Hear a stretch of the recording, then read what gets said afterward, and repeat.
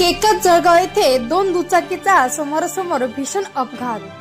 अपघातात एक ठार 3 जण जखमी. पैठण तालुक्यातील केकत जळगाव येथे दोन दुचाकीचा समोरासमोर अपघात झाला असून या अपघातात एक जण ठार तर 3 जणे गंभीर जखमी झाल्याची घटना घडली आहे. याबाबत अधिक माहिती अशी की केकत जळगाव येथील युवक गणेश भाऊसाहेब बडे व त्यांची बहीण शिलाबाई बळीराम थोरे हे विवाह मांडवाकडे दुचाकीने येत असताना या मार्गावरून पाचोडकडे दुचाकीने जाणाऱ्या सागर दीपक मोरे व निशा अनिल मोरे या दुचाकीची समोरासमोर धडक झाली.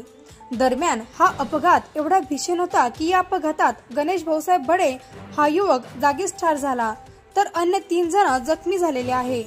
अपघात घडल्यानंतर आसपासच्या लोकांनी अपघात स्थळी धाव घेऊन जखमींना रस्त्यावरून बाजूला केले.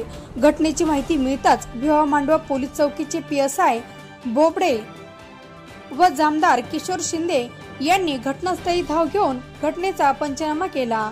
दरम्यान जखमींना पाचोड येथील ग्रामीण रुग्णालयात दाखल करून प्राथमिक उपचारानंतर पुढील उपचारासाठी घाटी रुग्णालयात हलवण्यात आलेले आहे.